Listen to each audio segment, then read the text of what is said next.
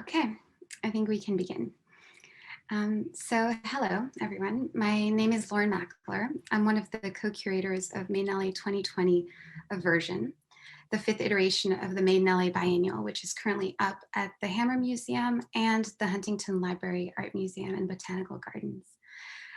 Thank you for joining me today for a lunchtime art talk on Beyond Baroque by Sabrina Tarasoff, which is one of the projects we're presenting as part of the biennial. I think most of you are familiar by now with this series, but the lunchtime art talks are opportunities for the Hammer curatorial team to present short talks, usually on works from the collection. But for this season, we've been focusing on the artists in Maiden LA. A few Zoom things before I begin.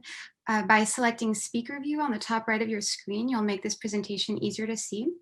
And also today's presentation is being recorded. So if you'd like to opt out of that, you can just turn off the camera at the bottom left corner of your screen. I'm going to talk for about 20 minutes, and then I'm going to take questions. You can please put questions in the chat right now or later.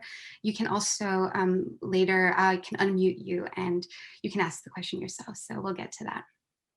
Okay, I'm going to begin now. So Keen, can I have the first slide, please?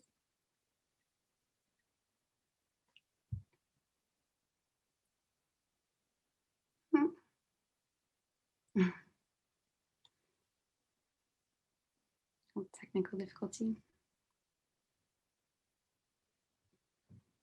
I guess I can start with my introduction, but I'm imagining you guys are working on getting the slide up. Okay, there you go. So Beyond Baroque by Sabrina Tarasoff is a project in Maiden 2020 that's organized by writer and curator Sabrina Tarasoff. And it comprises an immersive installation at the Huntington and a series of public programs at the Hammer, all on the subject of a nebulous poet gang who met regularly at Beyond Baroque Literary Arts Center in Venice Beach in the early 80s. I'll tell you more about them in a moment. This project is so rich and involves so many individuals and their practices that I really can't do it justice in a simple 20-minute introduction. So fortunately, Sabrina has crafted a whole slew of public programs hosting the participants and essentially allowing the project to speak for itself. So my presentation today is really going to be a point of entry, an opportunity for me to introduce Sabrina, her collaborators, her subject matter, and how it all fits into Maiden 2020. So a little introduction first to Sabrina. Sabrina was one of the first people that Miriam and I invited to be a part of the biennial. And that was in part because she's an exquisite writer and thinker, but also because the subject of her research these past few years is so distinctly LA. And the figures she portrays in her writing and now in this installation are cult figures, really a cult scene, itself interested in blurring boundaries between the high and low, and really comfortable at the intersection of disciplines. In general, our biennial has a literary bend. It presents artists who are writers, readers, publishers. We're also really interested in the embodied experience of reading and writing. And as we started working on the biennial, and perhaps especially in collaboration with the Huntington, the question of how an archive is treated really emerged. How an archive can be reanimated, displayed, and experienced became an overlapping subject and project across a lot of the different artists. Sabrina Tarasoff is a curator and a prolific writer with a distinct voice. She's a contributing editor at Moose magazine, and she writes regularly for Artforum, Flash, and Extra. In the 20-teens, she lived in Paris and co-directed the independent exhibition space Chenene. She's actually back in France now after living in LA for a while and runs the Summer Room, which is an annual residency in Trignac in the center of France, which is particularly interested in giving people space to make something that doesn't need to be documented. More on that. She moved to LA after a few trips in 2017 to do an MA in aesthetics and politics at CalArts. And actually, I had been reading Sabrina before I met her, but in 2018, while she was doing her master's, we worked intimately together as co-managing editors of the literary magazine at CalArts called Sublevel. Keen, can I have my next slide, please? So Beyond Baroque was founded in the early 1960s by George Drury Smith in a storefront in Venice Beach, California. And it quickly became a site for gatherings, workshopping, writing, art performances, and conversations. It's still active today. And so you see the original building and the current building in this slide here. When it was founded, it was also a magazine of the same name. And in fact, Beyond Baroque, among its other features, contained at the time a graphics center that allowed poets to typeset and essentially self-publish. Sabrina's thesis subject at ColArts was a group of poets who met regularly at Beyond Baroque around the Wednesday night workshops and the Friday night readings. She brackets her project from 1976 to 86, but also calls herself adamantly not a historian or a kind of unreliable narrator, because that's not really like the facts are not really what she's so interested in this project. But I'll tell you more about that in a moment and those dates. Next slide, please. In 1980, writer Dennis Cooper started running the reading series of Beyond Baroque, and he quickly put an end to what had been at the time longstanding open mic. He felt the LA poetry scene was too provincial and in a way too inclusive. He wanted to raise the stakes of the scene and started pulling together people that he was in dialogue with and organizing readings intermingled with music and performances by artists who he felt a kinship with. These poets were, and these are participants, Amygerstler, Bob Flanagan, and Sherry Rose, Jack Skelley, Ed Smith, and David Trinidad, but also Benjamin Weissman, Michael Silverblatt, Michelle T. Clinton, and artists in the periphery also like Mike Kelly, Jim Iserman, Bruce N. Norman Yonemoto, to name just a few, and there were more. In a biography of Dennis Cooper, the author situates Cooper, right before this time in punk shows in England and really exposed to punk zines as well. And the connection between this reading series to punk music is really profound. Not only because music was involved in the programming, but also in the DIY ethos of the events, the scene, and the publications. Many of the poets and artists were also in bands together. And I think it's fair to say that the scene was really structured around friendships, a kind of cross-pollination. The readings were often filled with dedications and inside jokes, references to one person's poem and another's. There's essentially a kind of world building that's happening in this moment. But still, it's an argument in a very punk way, kind of an argument against community, but for individualism. So it's all these distinct individuals coming together. I'm going to quote from Sabrina's thesis about this. Cooper brought together a cohort of unlikely poet laureates, thrill seekers, punks, and S&M performers, each sharing the will to explore poetry for its ability to exalt the mundane. And then later she says, family resemblance was less apparent if stuck on some idea of style or social movement. Their scene was never assigned a convenient ism for theorists to align themselves around, nor was it necessarily informed by any cohesive set of cultural references. Next slide, please. So running parallel to the readings were small presses. Prior to taking over the reading in 1976, and in the spirit of punk zines, Dennis Cooper had started Little Caesar, a magazine first, and then 2 years later, a press. As Jack Skelley recently described it to me, the poets were starting presses like kids start bands. So everyone was kind of starting a press, I think thanks to Beyond Baroque. Jack himself started Fred and Barney Press and started publishing Barney Magazine about pop culture with a fascination on pop icons. Pop culture was really a fodder at this time. And for Dennis Cooper, pop culture in Little Caesar was a subject, but it was also a tactic. In his opening editorial letter, which I have here in this slide on the left, he describes a scene in which poets could be wildly famous, like as influential as rock stars. And he describes Patti Smith as making the public literate through her music, or through her writing. So there's this kind of cross-pollination here between the kind of these scales. As a side note, this is deeply connected to the ethos of our biennial as well. Miriam and I really found kinship early on in our process in being interested in the distribution of ideas, the distribution of kind of complicated, poetic, and sometimes oblique ideas to general publics, and thinking of the devices of pop culture. Another way in which a punk aesthetic existed in this writing, in these events, and writing, publishing, and events, is this conflation of the high and low, a kind of leveling or blurring of these values. Dennis Cooper describes Little Caesar as, quote, a magazine without a center. And also I should say, these are all images of Little Caesar except for Monsters, which is published by Little Caesar Press, which was a book by Jack Skelley that came out in 1982. So for all of these reasons, these poets were also kind of being described as poets of the punk era. And since on the pages, like in the readings, Cooper was assembling a group of poets he respected, it's why it's kind of called a nebulous group, I would say, but also why others at the time would have called it the poet mafia. Next slide, please. So early in her studies, when Sabrina was an art student, she realized she was a writer. And to meet the requirements of her context, she started presenting her writing in space. And that experience of space is often really still palpable in her writing, no matter who and what she's writing about. This is an image of an article that Sabrina wrote prior to her thesis on Beyond Baroque in the pages of Moose magazine. And in a recent piece she wrote for Extra, she says about her thesis, quote, "It started as a literary seance, staged to revive a certain punk lyricism, sexual anarchism, and post-60s malaise that freaked forth from a group of 1980s Los Angeles poets."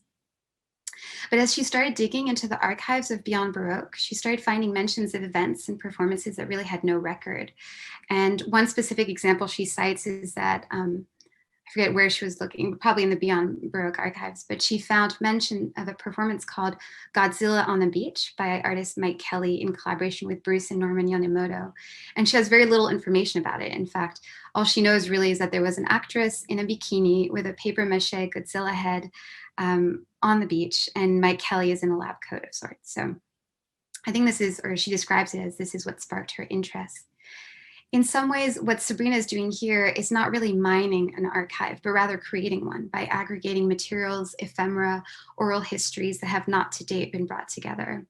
But in that sense, that's why Sabrina describes herself as an unreliable narrator, mostly because what she does with the archive, or what's interesting to her about an archive, is about contextualizing it. So back to those dates, she says 1976, sorry, contextualizing it, giving it a body, sort of embodying it. So going back to the date, she says 1976 to 1986.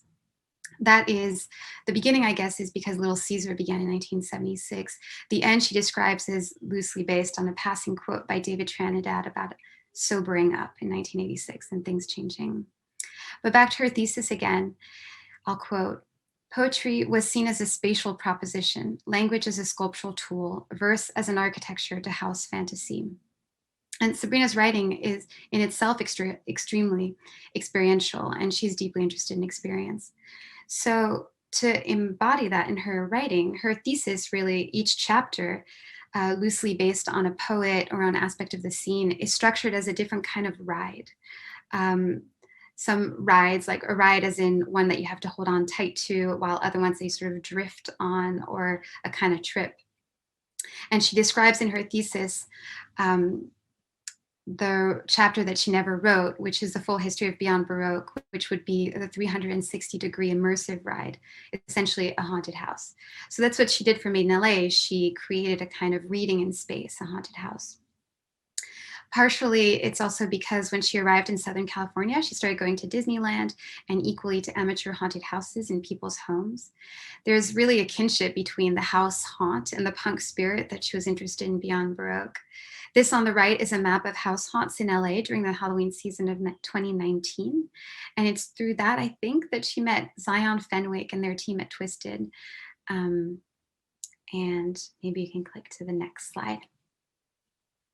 So this is, this image is an Instagram feed that belongs to Twisted. It was a way for me of kind of aggregating a lot of the aesthetic and ideas that Twisted has. So Twisted is Zion Fenwick with, a rotating cast of their friends.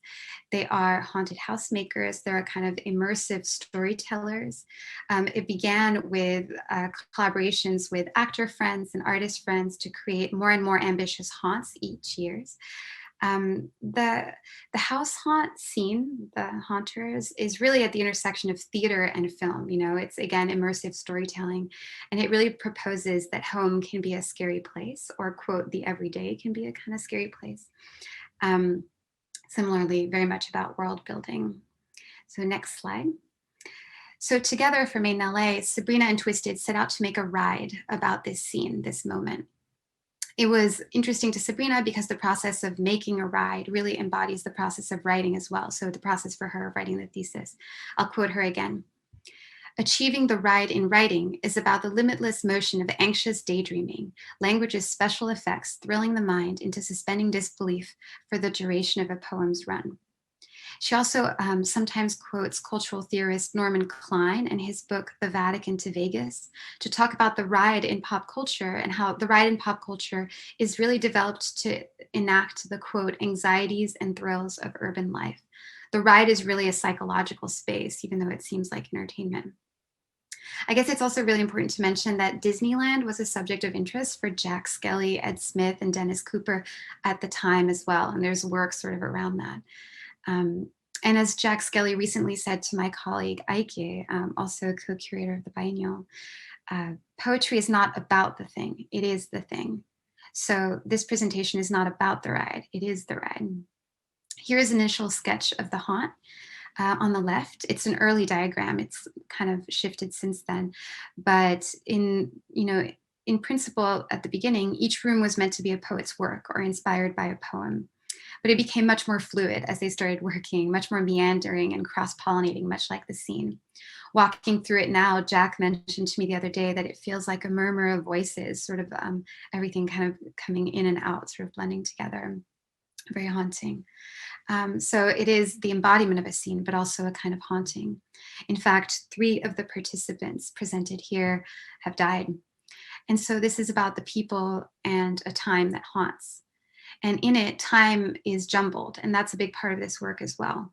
And death is very much a subject. Next slide, please. Okay, so I'm gonna walk you kind of through the haunt.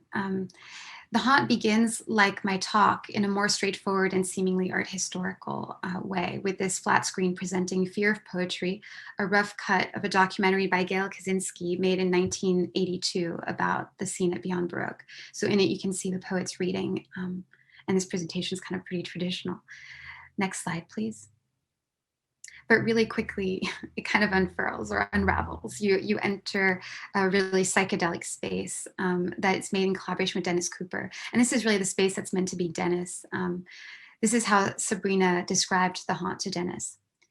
The idea behind the whole haunt is really to create these hyper-real sensory spaces, which are meant to destabilize and disorient more than scare.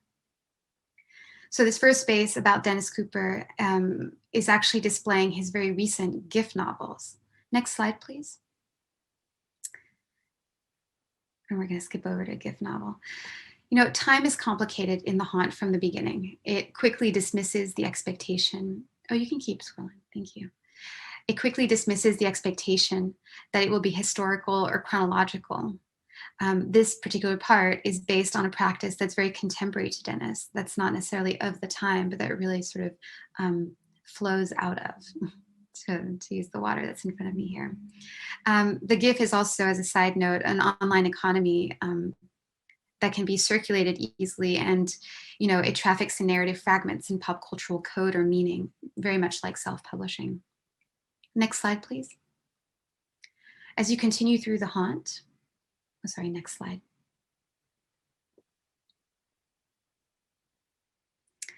As you continue through the haunt, you find yourself in front of the facade of the original Beyond Baroque building, or, but spooky, where props are presented alongside artworks and really leveled, their hierarchy blurred.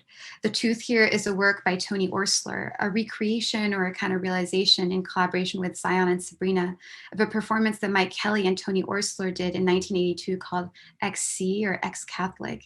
It was an undocumented performance, and so now it's sort of reanimated here. And Tony was a figure that frequented Beyond Baroque through the period. And so kind of, as Sabrina described it to me, part of its creative pulse. Next slide, please. This room is a space based on the so-called Halloween poems from Bob Flanagan's book, Slave Sonnets.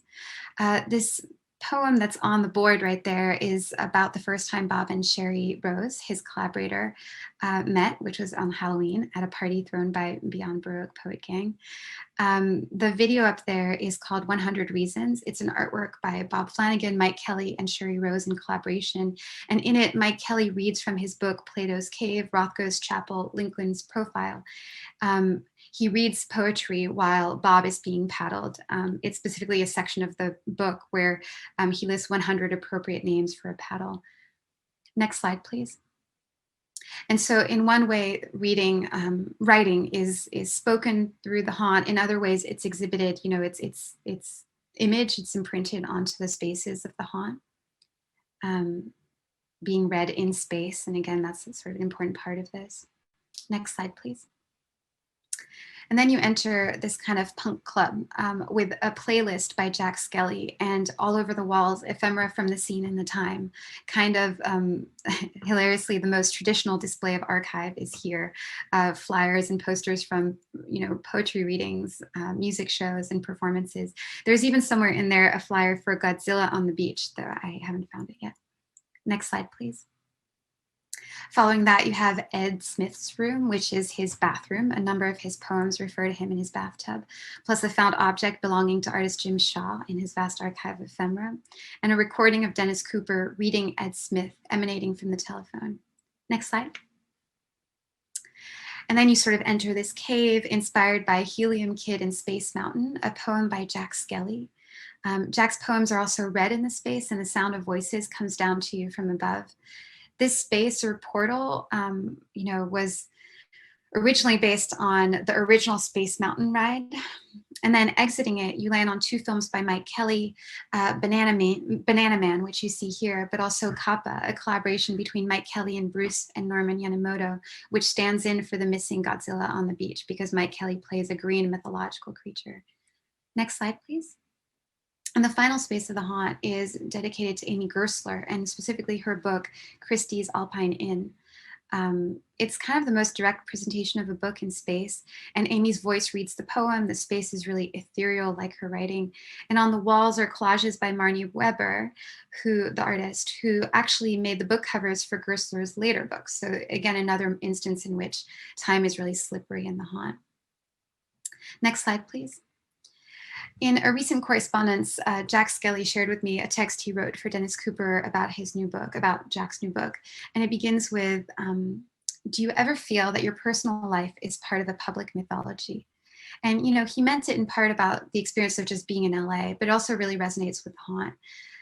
Sabrina and I recently talked about the aspects of the haunt that is biography or portraiture, and she acknowledges that there's a violence in making a spectacle of someone's private life or lived experience, but it's also deeply poetic and really reanimating. So the haunt in some way acts a little bit like a memorial, zombie-like, and again is sort of on the subject of death in many ways. There's a contradiction around this display of archive. Sabrina is building an archive. She's bringing together materials and histories that haven't yet been pulled together, but it's also a kind of anti-archive because much like reliving memories, it corrupts them as you funnel the past through the present. So it's a subject here that reoccurs, and in the biennial at large, I would say, who gets to tell a story and what happens when that story is told. So in conclusion, there's a lot more I could say about the haunt, so much more I could say about the haunt, and how time is treated, the deceiving qualities of something so spectacular as the haunt, and how captivating and how wowed people seem to be going through it. But fortunately, there's a series of upcoming public programs that I can tell you a bit more about, since that's Sabrina's contribution to the biennial. The first will be a screening of Fear of Poetry by Gail Kaczynski, with a post-screening conversation between Sabrina Tarasoff and Jack Skelley. I can't really, these are stills from it. I can't really stress the importance of seeing this film because it's, it's watching the poets read their own writing, and the audience is an insider. There's so much laughter in it. There's really a sense of the time.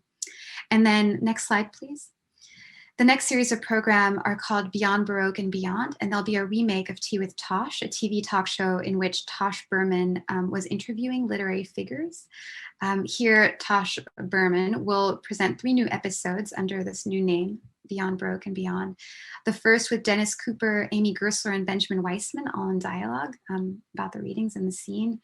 The second with Cherie Rose, about her documenting of the scene, as well as her collaboration with Bob Flanagan.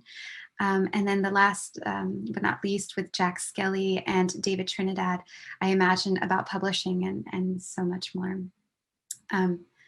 Okay, I realized that was a lot of talking. I can take some questions now if you have some.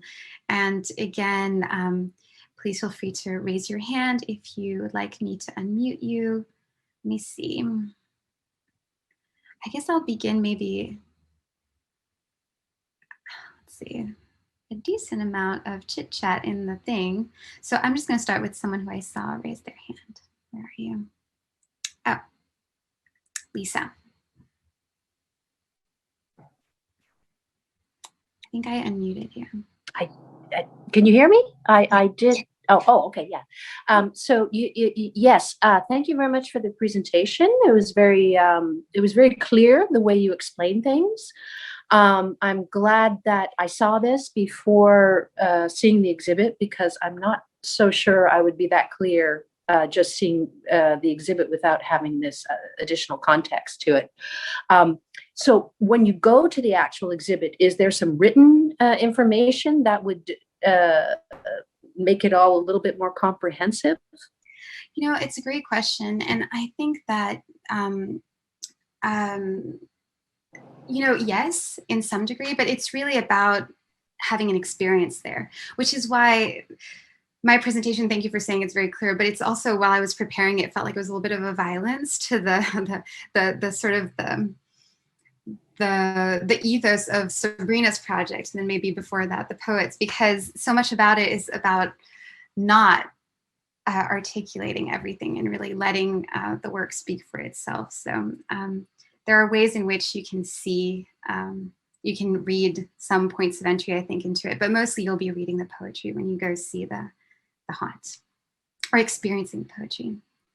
Yes, Nick. Hey, Lauren. Great talk, by the way, first off. I was wondering if you might be able to talk a little bit about, in some ways, the nature of an archive is to preserve and make sure and kind of protect and index. And this display is much more kind of experiential. But I was wondering if you might be able to talk about kind of the nature, the questions around kind of artifact with some of the material, if there's how much of it is kind of replicas of pamphlets and historical objects, or how many historical objects and artifacts are actually featured in, and if so, what was the negotiation with the artists and the people, the creators, in kind of allowing those to be displayed in such a way? Mm-hmm. Yeah, I mean, it's a great question, but you know, a big part of it, I think, in Sabrina and Twisted's process together was to kind of blur that line, right? To show artworks, you know, because there are some, or to kind of like undo those labels and those categories of the artwork versus the prop, or the original versus the recreated. I think that's also in spirit with publishing or distribution, that, you know, the reproducibility of something also has its own kind of spirit or soul. But to answer your question kind of more directly, there are remakes of artworks, there are actual artworks recontextualized, there are, you know, Sherry Rose's actual whips, but then there are also Xeroxes of flyers, and the whole really comes together to make this completely new thing. And as I was mentioning about the Tony Orstler pieces, there are works that kind of never have had an opportunity to happen, and they're happening now. So it's a really interesting question, and one that, again, like, there's just like not enough time kind of to dive into all the different things that this haunt really generate, all the different questions that kind of come up. Sadly, it feels like it's all the time we have today. So I want to thank you all for joining us. I also especially want to thank Sabrina Tarasoff for her work on this incredible project. I see her. And all of the poets and the people, the artists that she rallied together. I'm seeing people putting like images of chapbooks up on the screen and stuff. So yeah, there's so much to this project, and please join us for all of the programs. And then as two final notes, on Saturday, actually, Sabrina's going to be doing a workshop organized by students called Home is Where the Haunts Are, an epistolary workshop with Sabrina Tarasoff. So that's Saturday at May 8th, this Saturday at 11 a.m. And then next week, please join us for another lunchtime art talk on Umar Rashid, led by curatorial assistant who just spoke to us, Nicholas Barlow. And lastly, please reserve your tickets for Made in LA on the Hammer website. Upon visiting the Hammer version, you'll receive a code that gives you an opportunity to visit the Huntington portion for free, and therefore the haunt, so that flow is really important. And we put a few links in the chat to point you back to Dennis's gift novel and a few other things, just very few. So thank you so much for